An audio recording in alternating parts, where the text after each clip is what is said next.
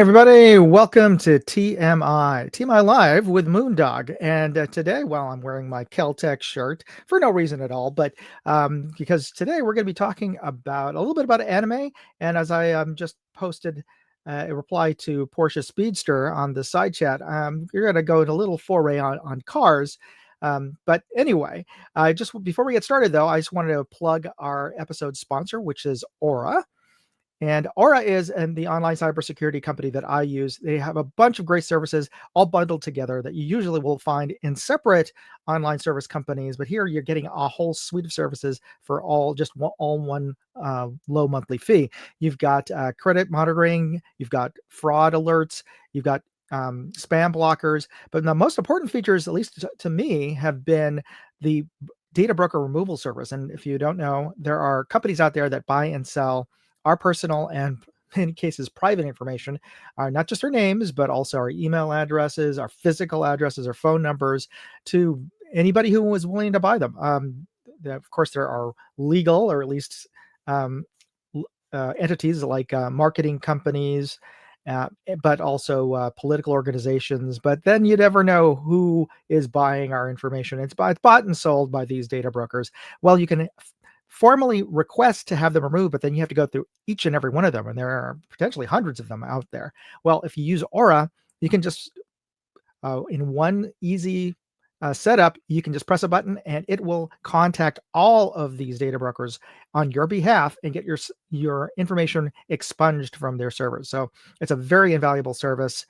There's companies out there that just do that, but here you're getting that key service plus all the other services. Oh, and they also give you $1 million of identity theft insurance, which is, yeah, that's significant. So God forbid you ever have your your identity stolen, or somebody registering stuff in your name. Well, you have to get that. You're going to go through a huge hassle to address that, and more than likely incur a lot of legal fees. Well, if you have insurance to cover all those costs, well, that's a big relief. So check them out. Use my link, aura.com/moondog. Get 14 days of free trial, and let me know how it works for you. All right. Let's start off with our contest. Now, every episode, I like to give away some prizes. Well, today's episode prize is going to be a Vector Optics poker chip and a Vector Optics little mini tab patch. So actually, I'm going to give away three of these sets, and the first two are also going to get a big patch along with a little tab patch. So you're potentially, you got three winners of the poker chip. But the poker chip also, not only is it a cool little poker chip, but it gives you 12% off your purchase at Vector Optics. So we're going to be giving those away today. And to enter the contest, it's absolutely free. All you have to do is write into the side chat the mystery brand that I'm going to give you clues about. And I've already got some answers already. If you know this brand by their logo, please put hashtag and their name, and you'll be recorded on the automatic software that is part of StreamYard. So there you go. There's your first clue. And yes, it is a car brand. All right, let's get into. Oh yeah, and as Pick says there, maybe I spelled it right. I hope so. And let me just double check I have it inputted correctly. Yeah. All right. So yeah, just make sure you spell it correctly, and use Google if you have to, just to make sure that you spell that correctly on the side chat. Okay, so let's get into the new videos. And the reason I'm giving these away is because one of my newest videos on my channels is a Vector Optics review of the Continental 2-12 44 millimeter objective MPVO from Vector Optics. And what makes this one unique is that it uses German shot glass for the optics. And for those of you shot glass is a really big name in optics. It's up there with like Swarovski, Zeiss, Bosch and Lomb, and Corning. Yeah, in terms of some of the top glass makers in the world. Well, and of course Nikon. Shot glass makes some of the best ultra low dispersion glass out there, and it's used by a lot of the top end European scope makers out there. So the fact that this is a Chinese made scope but uses this glass, and from my testing of this MPVO, it's pretty nicely constructed. It is less than half the price of a comparable scope, European scope, so I thought it was a good value. Anyway, here's a little taste of the video. We are looking at the peak of Mount Davidson, approximately 14 to 1500 yards away, with the scope set at its lowest power to give our best overall view through the glass. And this you can German see that unique glass is amazing. That's a unique As we go up reticle from there. 2 power up to about halfway in its magnification range, take a look at that fast acquisition ring and see how, because it's a first focal plane reticle, how this works out. Now, as I get it to about its halfway point, a little past 6 on the magnification ring, that fast acquisition ring totally disappears from our field of view, and that's how it was designed to work. And just looking at it at its halfway point, the overall image is still quite sharp, clear, and color accurate. Now, let's bring this all the way up to its maximum magnification of 12 power and take a look at that hilltop there. This view is just tremendous. And we can clearly see the trail marker sign on the top of the hill there. And I should point out, you could also make out the hikers on the hill, not just on the top of the hill, but walking across the trail below the top of the hill there. And that's how clear it is at 12 power. That is that white object peeking up above the bushes, a bit to the right. Yeah, so it's a really nice, the color rendition on the scope is excellent. I got one comment that, yeah, they could see chromatic aberration. Yeah, okay. Yeah, absolutely. You're going to see chromatic aberration, as my buddy Dark Lord of Optics says. Every scope has chromatic aberration. It's all about how much chromatic aberration it has at various magnifications, and because that can reduce the amount of intrinsic or perceived sharpness of an image. And this one has really relatively little compared to other scopes. Again, it's owing to the extra low dispersion German shot glass, but at a very affordable price for what you're getting. At least that's my take on it. That is the quick take on this particular scope. Check out the video, and of course, if you check out my website review, you'll also find a discount link currently. But if you win one of these, you can get a little bit bigger discount than the one that discount code that they gave me, that Vector Optics did. Okay, let's bring up our videos for this. And for my Moondog reviews channel, which is also my sort of geeky stuff channel, I also it's a crossover between my Moondog Go, which is my travel channel, and my Moondog reviews channel. That's why I posted the same video on both channels at the same time. It is of my visit to the anime festival, the Let's Glow Anime Festival in Fremont, California, which is south and the other side of, it's on the East Bay, the other side of the bay of San Francisco Bay from San Francisco, and pretty far south, almost to San Jose. And that is along the BART, which is the Bay Area's subway line. Though for most of the rest of the bay, the BART travels on an elevated trackway above the road. In San Francisco proper, it's mostly underground until pretty much, until you get out of San Francisco. All throughout,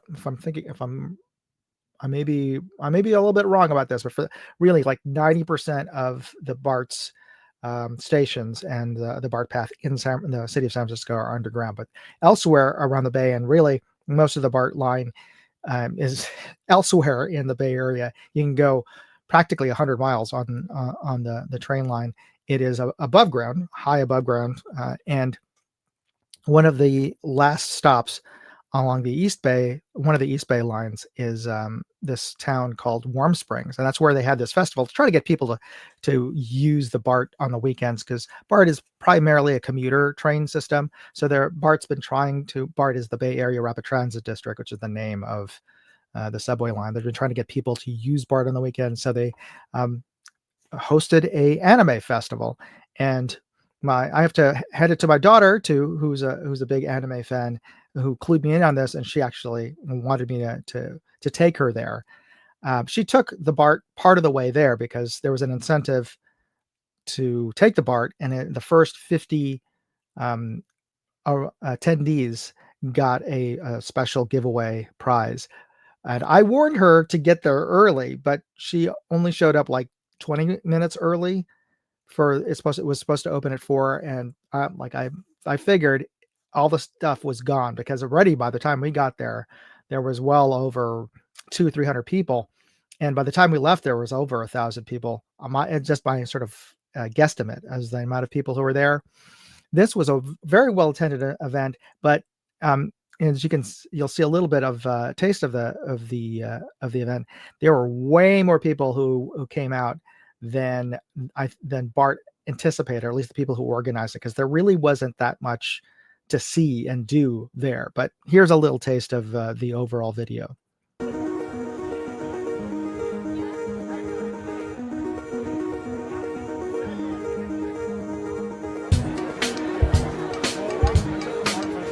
So there were quite a number of people there. This is the Artist Alley.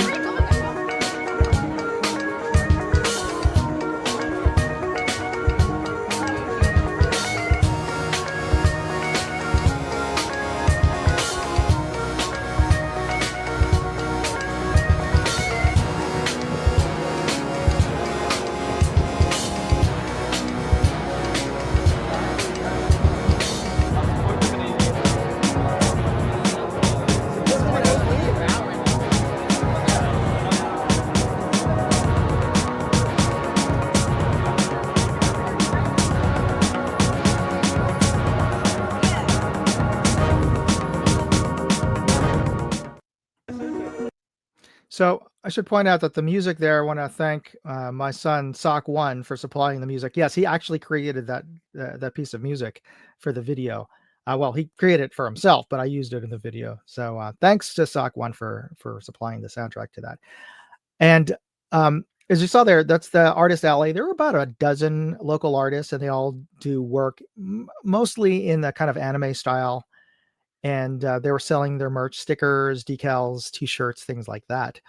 But there weren't any big name anime artists or comic book artists there.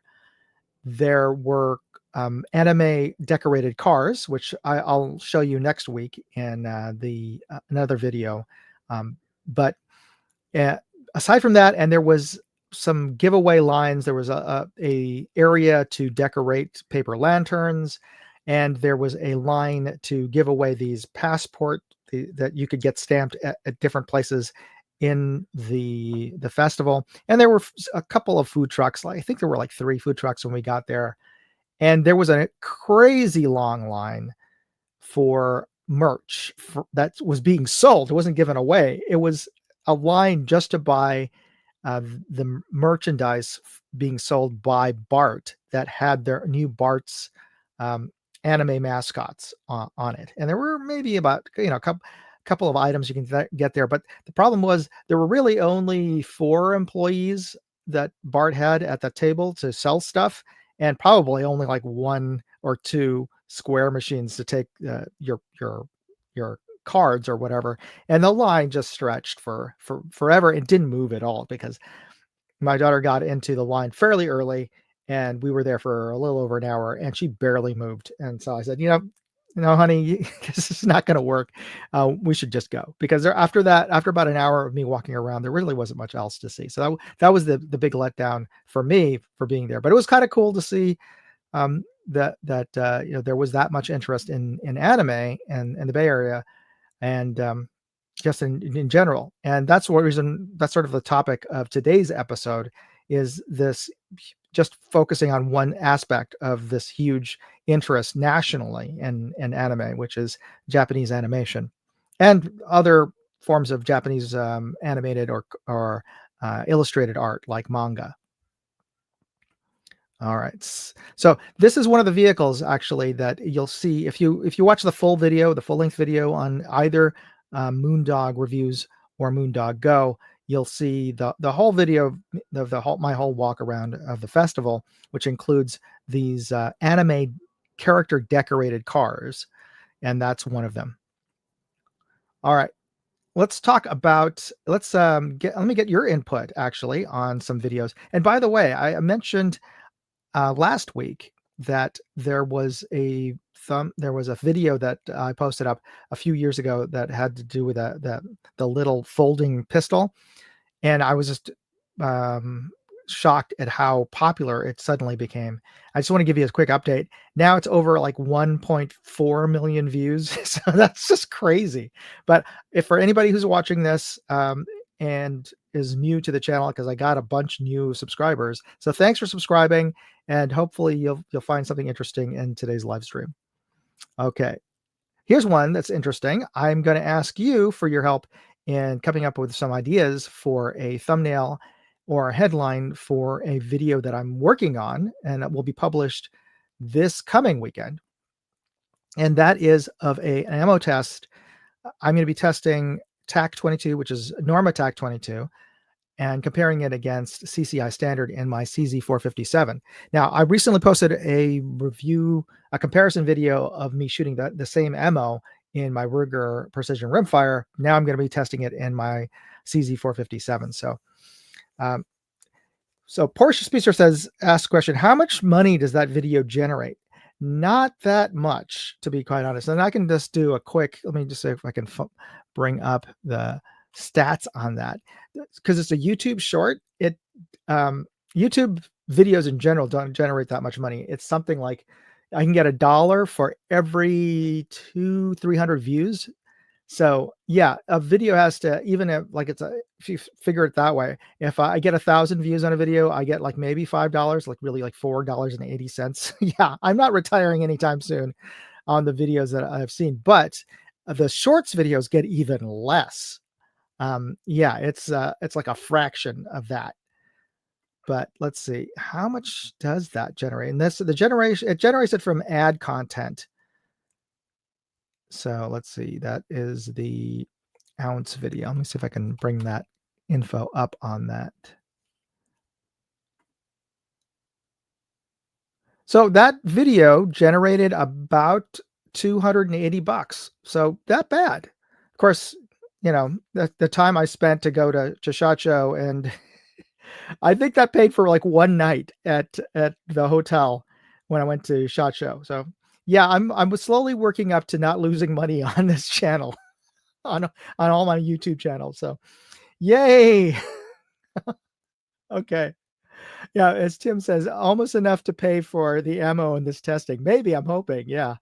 That's one of the things, the reason I've been shooting a lot of budget ammo is because I can't afford any of the match ammo to test.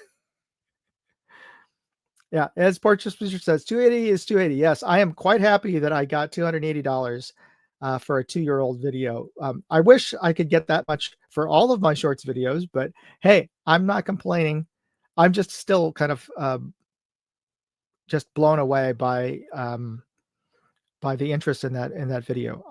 Yeah, but again, that's over 1 million views. That is by far like over 10 times higher than any video I typically that is typically on my channel. So there you go. All right, so see if does anybody have any thoughts on a good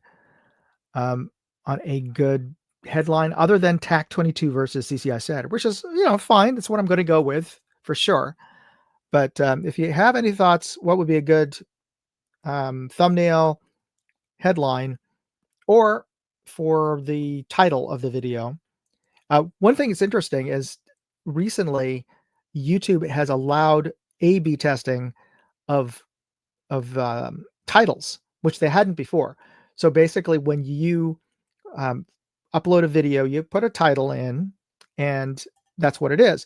But now they're allowing A/B testing, what that means is that you can have 2 different versions of a title, and it will randomly display that one of those 2, or in this case, up to 3, one of those 3 to people as the first time they see it. And depending on how many What I'm trying to see, and what they're offering is to creators, is the ability to see which headline catches more attention, gets people to click on the video more. So in the case of the previous videos I had, I could put up to 3 different types of thumbnails, and when I go look at the analytics on that video, it'll show me um, which of those 3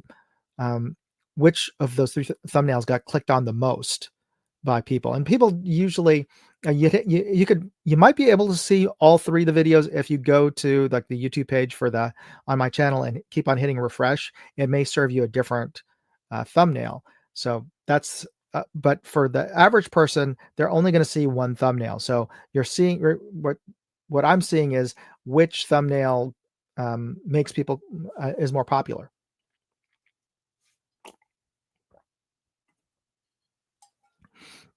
Peg, is that your idea for a headline? It could be.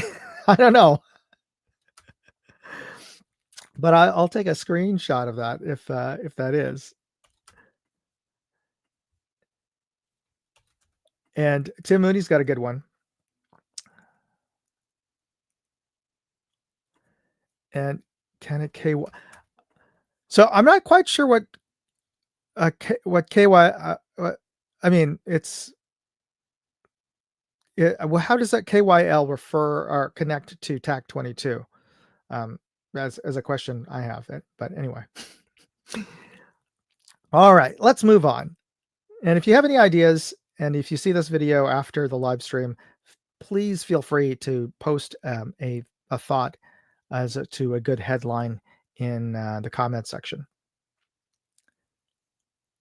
Oh, so KY, yes. Okay. Oh, yes. Know your limits targets. Yes. Okay. I get it.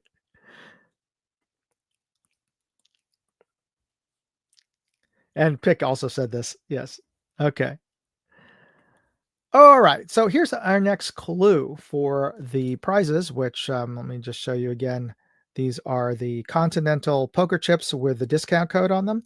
Well, here is the next brand clue. This Japanese brand's cars are known as Rice Rockets, among other Japanese brands.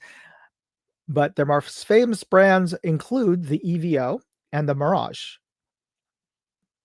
So if you know, and the Eclipse. I don't know why I put the Mirage, because the EVO is a Mirage. That's a typo on my part. So the more well-known brands are the EVO, Mirage, or Lancer, and the rest of the world. I believe the brand is called Lancer. In the U.S., it's the Mirage, and the Eclipse. So, Precious Piso says he loved his 3000. Those are nice cars. I mean, they were nice looking, and they perform pretty well. But maybe you tell me how. The fact that you loved it probably means it did perform quite well.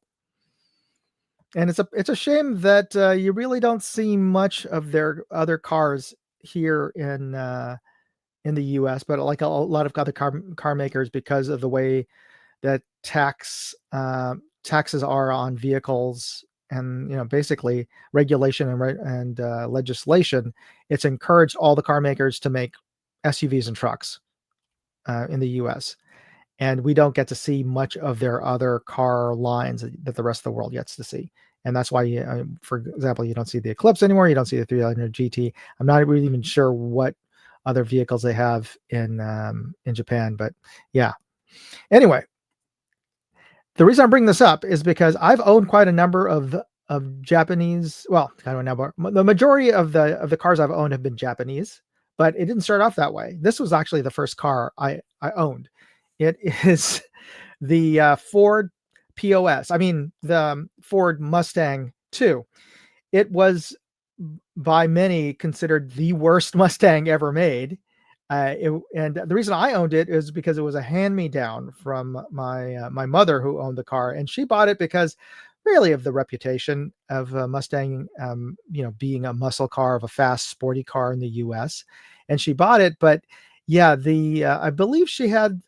I'm pretty sure that she had the six cylinder, but this was the first year the first model that they offered the Mustang, and anything other than an 8 cylinder They even made a 4-cylinder version, which was even worse in terms of and the acceleration was just mediocre on the thing. And she also, because she didn't know how to drive stick, she got the automatic version, which wasn't even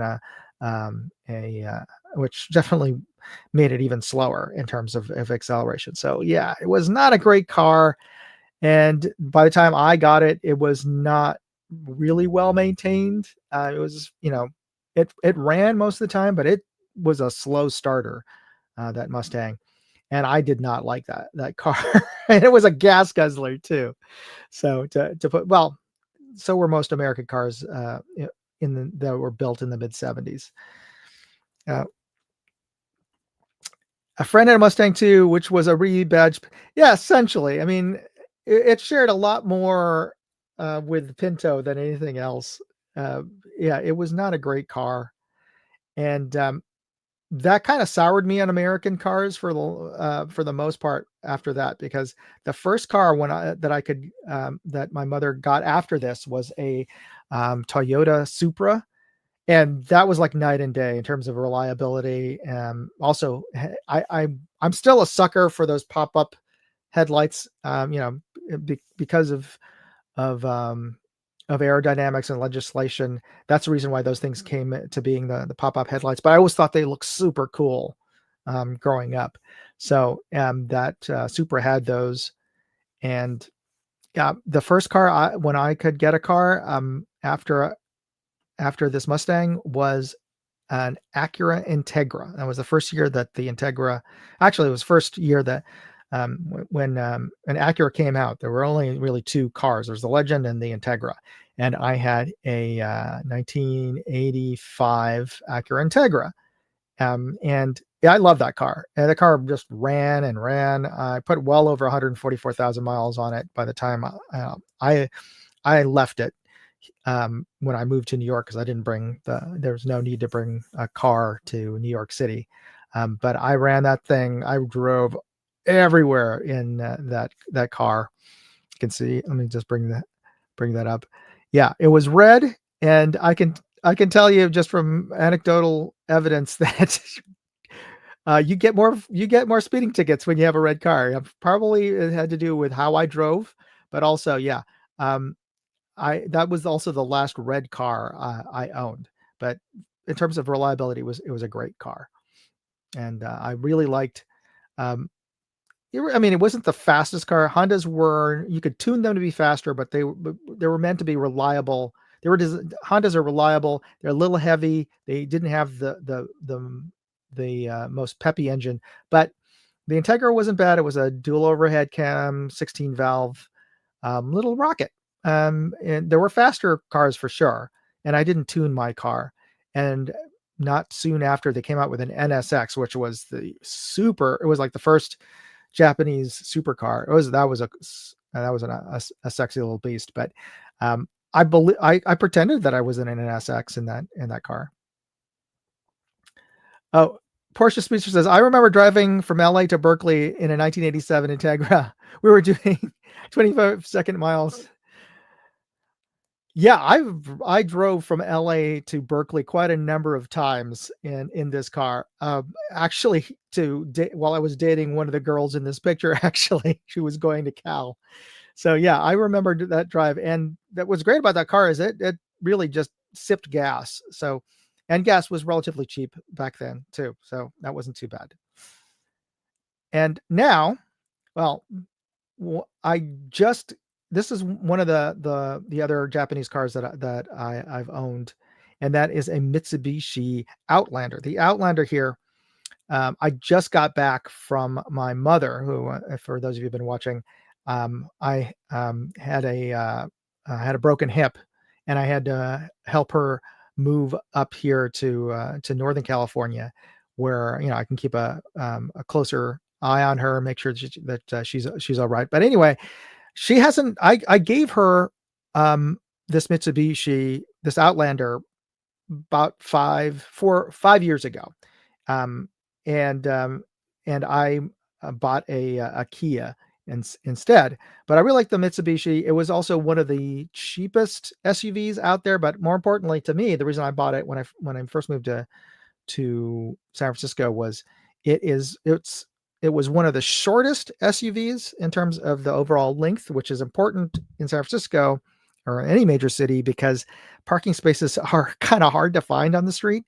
And oftentimes in residential areas, there are there's in San Francisco, especially, a lot of the homes are townhomes that are right next to each other, so there's no space um, in between, and the space between the driveways is very small.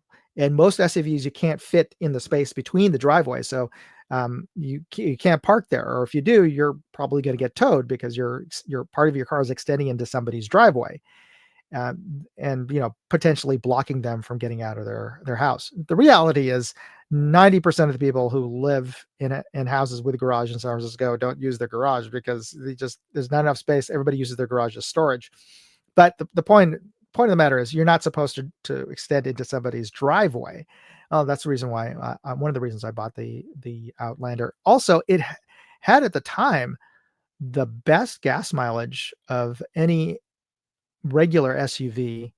um, I could regularly get about 28 to 30 miles per gallon on in just driving on the highway flat.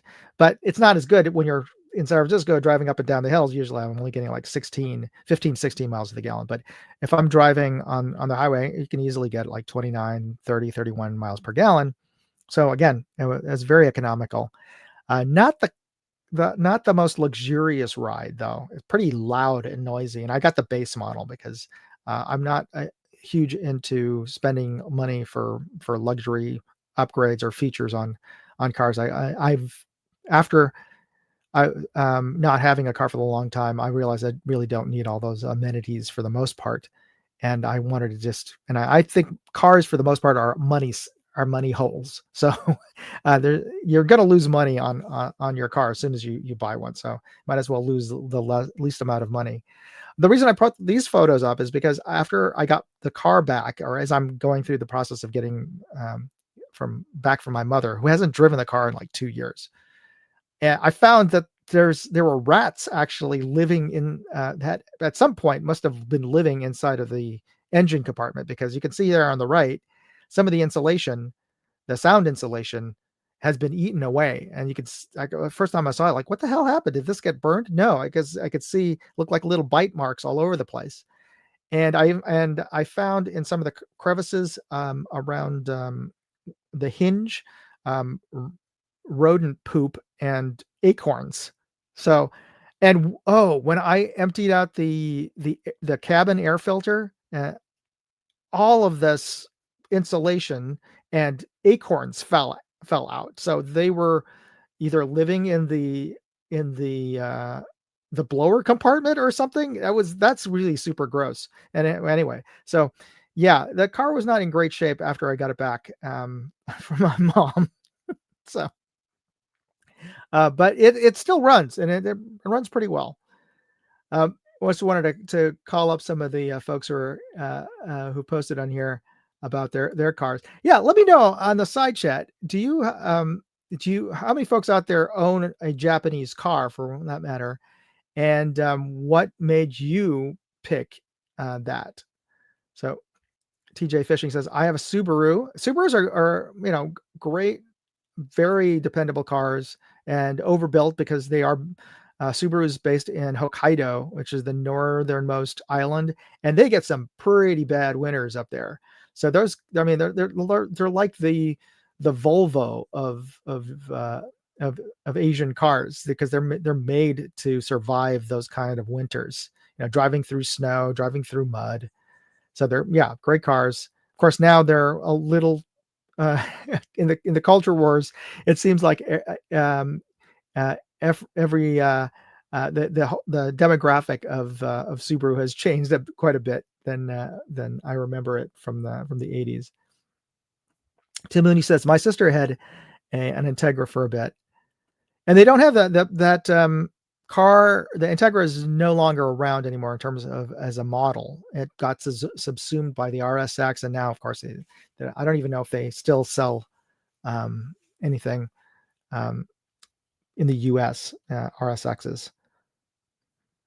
And Tim Mooney says, mine was a 283 V8. So right there with you. The first car, and Boomstick says, the first car I ever had was in Austin, America. I had to drive it home in reverse. And his first drivable car was a Chevy Vega. And TJ Fishing says, my first car was a two-door Escort Mark I, 1971. Wow. I don't even remember the Escorts being around in 71, but yeah. Okay. That's great. And Tim Mooney says, my father had a 61 Impala 283 tri-power. Yeah. But when 60s were when American cars were good cars. I mean, there's still a few cars that are worth buying and driving now, but yeah, through the 70s for the most part, except for some bits of nostalgia like the Trans Am, or if you're really into Corvettes, all of the big car makers really just rested on their laurels from the 60s and 50s. TJ Fishing says, did they have Yugo cars in Australia? I hope not, but maybe they did. TJ Fishing is in Australia, so that's the reason why he asks. And Tim Mooney says, a boat. Yeah, a lot of American cars, especially the big sedans, were essentially boats. Boats on wheels, in terms of the amount of space you had with them and how they drove. You really had to sort of like cruise steer with them. You just sort of had to go with the flow. What I liked about a lot of the smaller Japanese cars, especially with my Outlander, is it is very nimble. It has a really tight turning radius for an SUV. I don't know if I mean, some of the crossover SUVs, it really is almost the size of a crossover SUV. So it has a much tighter turning radius, much tighter than a full-size SUV. And technically it's a full-size SUV, but it's one of the smallest full-sized SUVs. But I'm always blown away by how tight I can I can do a U-turn on a street that I would definitely need to do a 3-point turn with on most other cars. Okay, so this is what I want to share with you is this Outlander that I have, and it relates back to the brand, of course, the mystery brand that we have today. But I want to get back to the main topic of today's show. And last week I talked about rom-coms, which are the romantic comedy animes, and the fact that anime is the only genre that I know that has rom-com shows, TV shows. You don't see those in Western animated shows. But today's rabbit hole is this new movie, Demon Slayer Infinity Castle, which is out. And it is right now the most popular movie. It's the #1 film in the US in terms of box office. And that's not just the most popular film, the #1 film, animated film. It's the #1 film right now, which is kind of wild. And it is an anime, and it is smack dab of you're not watching the first episode you're pretty much near the middle or towards the end of the whole series thus far. So I thought it would be helpful for me to just give a little bit of an introduction in case that, you or your kids or your grandkids are dragging you into this movie, so that you're not coming into it totally without any context of it. Yeah, I'd be interested if you do end up going to see this movie and you still don't know anything about it after this. What do you think? What did you think of the movie? But I mean, I'm trying not to give you any spoilers. To be perfectly honest, I have not seen the entire anime either. I am rapidly trying to catch up to my wife and my son, who are avid fans of this anime. And oddly enough, I've caught the last 6 episodes with them because they wanted to watch this new movie that's come out, and they wanted to finish up on the series. So let's just start off. Demon Slayer is a shonen anime, and it's a genre, as we talked about rom-coms. This is a shonen battle anime, and what it is shonen animes is a category of anime, and it really just means young men or adolescent boys. And as that kind of implies, it's stories that appeal to adolescent boys or young men. And but that in and of itself, there's many subgenres in there, but that's just sort of like the target market in general, which the shonen anime tries to reach.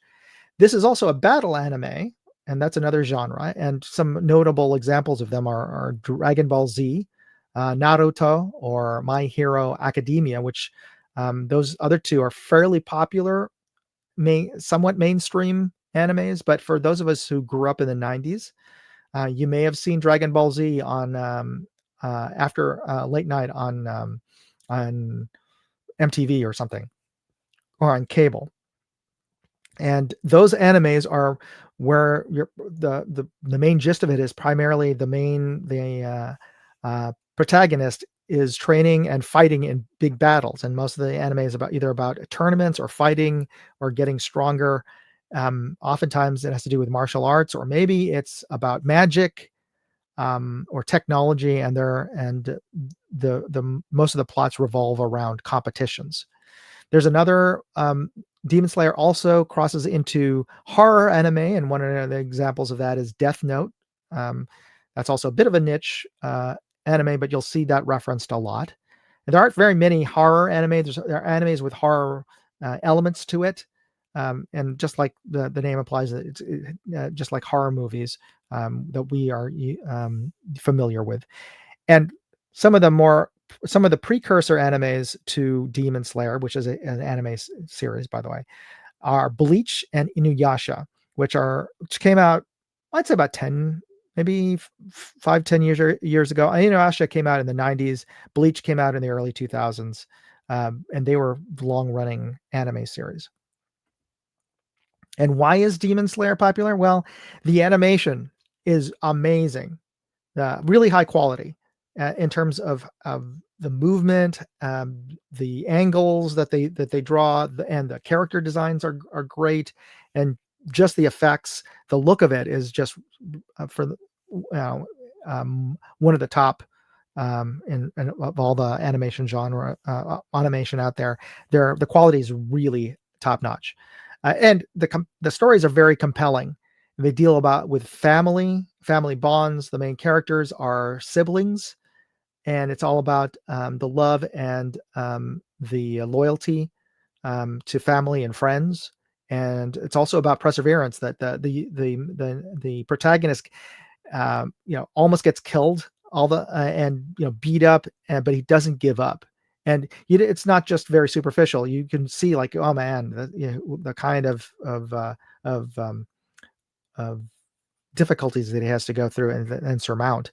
It's generally a really good stories overall, and the stories are relatable, and the characters are very some of them are very unusual and very quirky, and they definitely stand out. There are some that are kind of cliche, but then there are some really unique characters and portrayals in the anime series, which these are all reasons why it stands out. But I want to just give you a little bit of a primer. Here's the main protagonist. His name is Tanjiro. He is a young boy as the anime starts, maybe preteens or maybe a young teenager. He lives up in the mountains with his family, and they're very poor. They live.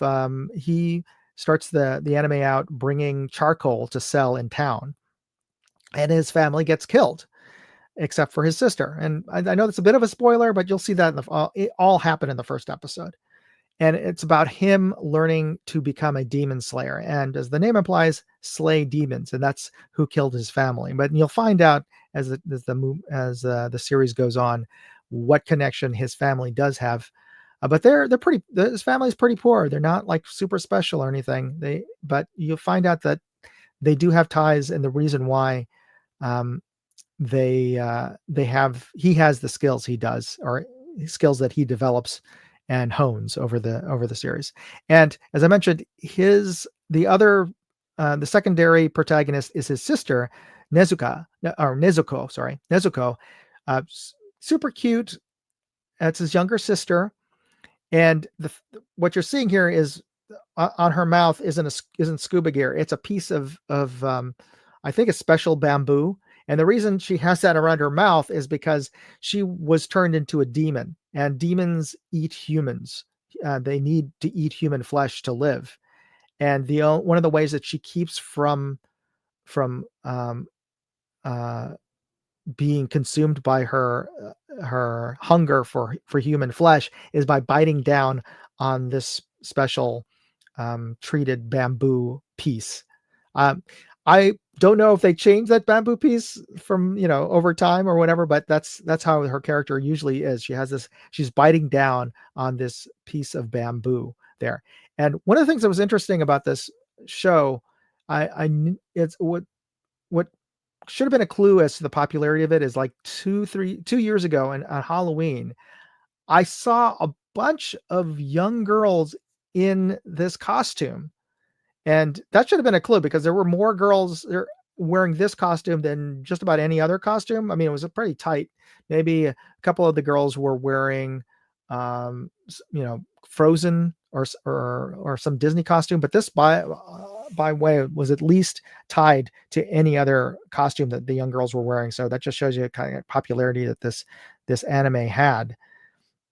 And one of the other characters I should point out, you'll see, is going to be Muzan, and he is the antagonist. He's the demon lord that you'll learn about, and he is the oldest demon in Japan.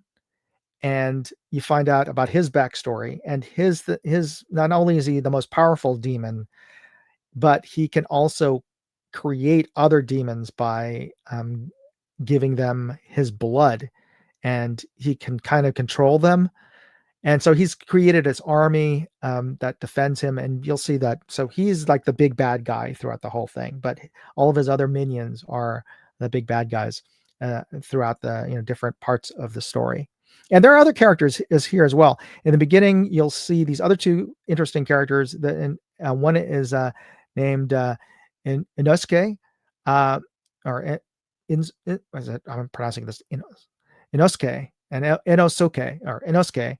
He's the guy that's not like a minotaur there. He's a guy who's wearing the head of a boar, and he was raised by animals, so that makes him a little weird. He's constantly yelling. And the other character, the blonde-haired boy, Zenitsu, he's a coward. But they're all demon slayers. But his special power is that even though he's constantly afraid and he's and hiding, if he gets knocked down unconscious or falls asleep, then his intrinsic demon slayer powers come out, and he's a badass at fighting. But he only is like that when he's out of it, when he's totally unconscious. I find the characters, I mean, they're kind of endearing. They're throughout the entire series. I find them to be a bit annoying at times, but you take that for what it is.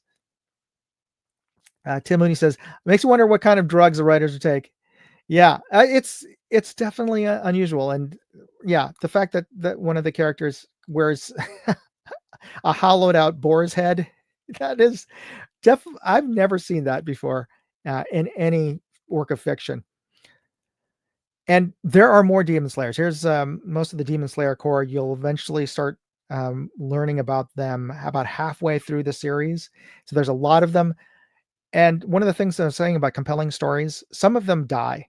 And that's one of the things about anime is, at least good anime, is that they're not afraid to kill off well-loved characters if it's part of the story. It's not like every character has plot armor and that you get hurt, but they miraculously survive. Some of them don't. So it's really compelling storytelling, really great plots on the series overall. For the most part, the writing is exemplary. And if you think this is a lot of characters, this is really more the feeling of how many characters there are, because you're also including all the bad guys in here. So this just gives you a sense of the world building, the depth of this anime. And it's really only been around for like 3-4 seasons here in the US. And so they've really woven in like almost Simpsons level of amount of characters into this anime series. Now, what's interesting is this movie's come out. I should point out this was on the news. I don't know if you heard this. Uh, this movie was the number one movie this weekend, but in Arizona, they arrested this dude in the movie theater for peeing in the movie theater. And the first report I saw was that he was peeing on a kid, and or at least that's what they thought, that he was peeing on a kid who was sitting nearby him. And some of the parent of the child just beat the crap out of this guy. But yeah, if you're going to be peeing inside of the movie theater, I, I'm not going to condone violence, but yeah, I don't necessarily fault the dad for beating the crap out of this guy for peeing on his kid. I think I would too. But the reason I'm bringing this up is this movie has so far earned 70 million in the box office, and it's like that's three times more than the next film that came out last week, which was The Conjuring, which is one of the newer sequels to The Conjuring. But that is just how popular this film is, and I wouldn't have figured. I mean, I'm a big fan of anime, but wow, that just says how mainstream this has become. So anyway, this is my attempt to try to give you guys a little bit of a sense. Like if you get dragged into this movie by your kids or grandkids, you at least know that the main character here on the right is starts off as a kid, and he spends most of the anime learning how to fight. The whole series, learning how to fight and new moves, and he's super kind, he's like like a typical protagonist, super nice guy. He's a kid, but he's doing this to try to find a cure for his sister. And the whole ethos of the anime is just how much love he has for his sister and his friends, and he's willing to give up everything, including a couple of times willing to die to save them, or in some cases willing to die not to do something bad, to do something evil and hurt somebody that he thinks is innocent. And he's just a great role model in terms of sort of the stoicism that I admire in a lead character. I should point out that this movie is on its way to becoming the most popular, or the biggest anime film ever, but it's the biggest anime film released in the US, but it's not the biggest anime film so far in terms of box office ever released in Japan. That title actually goes to an earlier film, Demon Slayer, that got turned into part of the regular TV series. It was the Infinity Train. It's a storyline that that is a big battle that takes part in a train. The movie, or the whole anime, is set in the Meiji era of Japan. That's at the sort of the turn of the 19th century, where Japan was rapidly modernizing. So most of Japan at that time was still living essentially like in the Middle Ages, very rural, very non-technology. But as the industrial age, we're bringing in industrial age technology. They brought in trains. They brought in, as you saw, one of the big bad guy is dressed like Michael Jackson. He is wearing a Western style suit. So this probably is based on that suit, probably late 19th century or early 20th century that the show is set in. But as you can see, most of the characters are dressed in sort of traditional Japanese kimonos. All right. So two other, if you are into anime or are interested in seeing some other anime other than a hack and slash Demon Slayer movie that I could recommend, that it's the other two big anime films. The biggest anime film that used to be this film called Your Name. It's a sort of sci-fi romance movie that is time traveling. And that was the biggest anime film until the Demon Slayer film came out in Japan. And so I still recommend it. You can find it probably on streaming. If you see it, it's it's a it's a really good movie, and it should have won an Oscar, but it didn't. But what did win an Oscar was Spirited Away, and it was the first animated film to win an Oscar, as far as I know. It's directed by Hayao Miyazaki and studio created by Studio Ghibli, which I've covered on previous shows.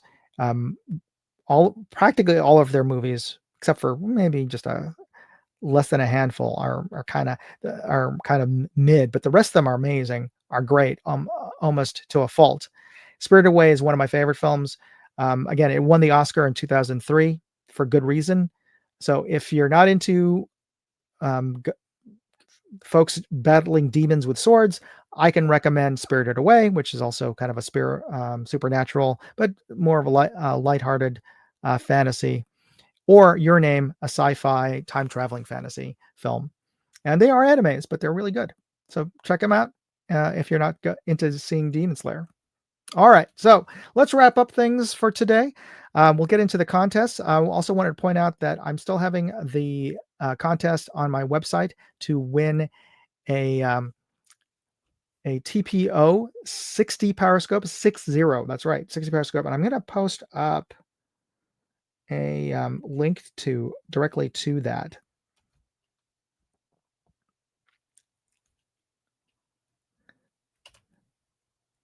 All right, so there's the link to the contest. And you could always go to the contest, find out about contests on my website. Go to moondogindustries.com/contest, and you can see what are the newest contests that's up. But here's a direct link to that, and you can enter for free just by subscribing to Moondog Go. And my Moondog Go channel is almost to the point where I can monetize the videos I post on there. It is over 1,000 subscribers now, so great. Thanks for everybody for subscribing. But the other thing is you have to have over 3,000 watch hours. So that's the only thing that's keeping me, holding me back right now is I just need to get more people to watch the videos and for longer. So if you can think of any good way, a contest or perhaps, or any good suggestion for how to get people to watch the videos who are on the channel, and or watch them for longer and not jump off. So anything that would get more people to watch it and watch the videos for longer. Feel free to post that as a suggestion in the side chat or in the comment section. And maybe I'll incorporate it into a future contest, like maybe next month's contest. But for this month's contest, all you have to do is subscribe to my Moondog Go channel, take a screenshot of the subscribe button on Moondog Go to prove that you're a subscriber, and upload it to my website at the link that I posted there. And you'll be entered into the contest, which I'm going to have at the end of the month. And you can win a 60 power scope. All right. And also point out on the website that I'm also having a fundraiser for the St. Anne Middle School for their class trip to DC. So you can put in a donation to that fundraiser, and if you donate the suggested amount for, you could also get one of the products that I'm posting up on the yard sale page that let me just post up a link to it here. So right now I'm giving away a 40 power TPO scope there for a very, very low donation to or relatively low donation to the charity, to the school. So let me just see. Actually, let me give you the amount that so I'm asking for you to, if anybody wants willing to donate $160 to the fundraiser, you get the first person who does that and emails me will get this TPO 40 power scope. So there you go. And here's the final clue to the brand contest here, and I'm going to bring this up here. This brand was founded in Japan in 1870 by Yataro Iwasaki. I think that's how you pronounce it. This multinational corporation makes cars, vehicles, ships, trains, pretty much anything that moves. And it also created the infamous Zero fighter plane in World War II. So if you know who this brand is, type it in the side chat, hashtag the name of the company, and you'll be entered into the contest right now. And the winner will get a patch and a poker chip from Vector Optics, and you can get this on the back of this is a code to get 12% off any of their scopes or products on their website. So there you go. You get a Vector Optics poker chip and a patch. So let me just give you one more chance to type in the name of the brand on the right, and we're gonna get. Let me just bring up while I bring up the page, and there we go. All right, we got 4 entries. So somebody's going to be 3 people are going to win. So let's start. Let's see who's the first winner of and also the first 2 winners will get the extra large patch as well, and a bonus patch. So let's draw the first winner, and who's it going to be?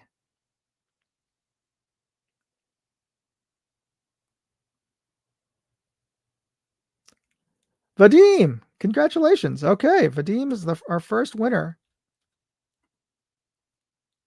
All right, let's go for our second winner. And that's going to be Tim or Portia. Pick. Congratulations, pick. All right, so you 2 guys are going to get the extra bonus patch. And our final winner is going to be, is it going to be Tim or is it going to be Portia Speedster? It's going to be Tim this time. All right. Congratulations, Tim.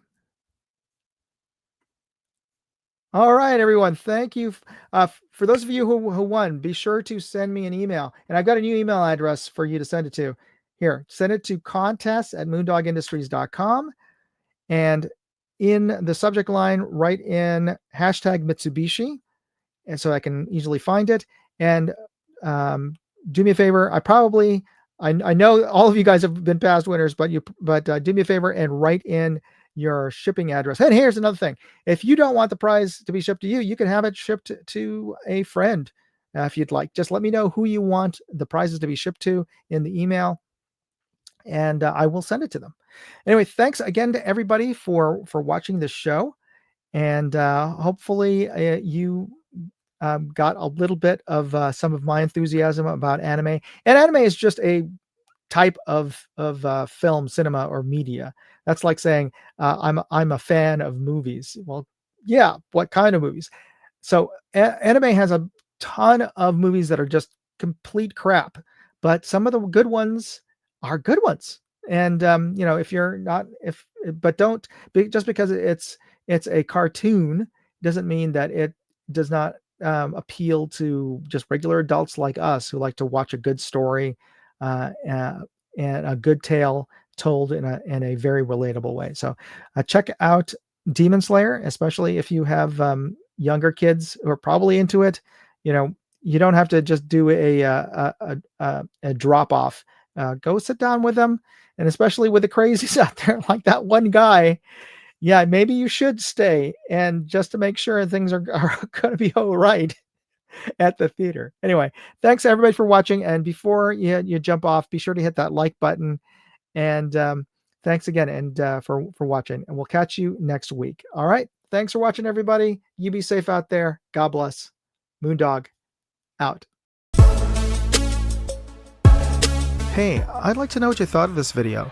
Leave me a comment or chat with me on Facebook, Twitter, TikTok, MeWe, Instagram, or Locals.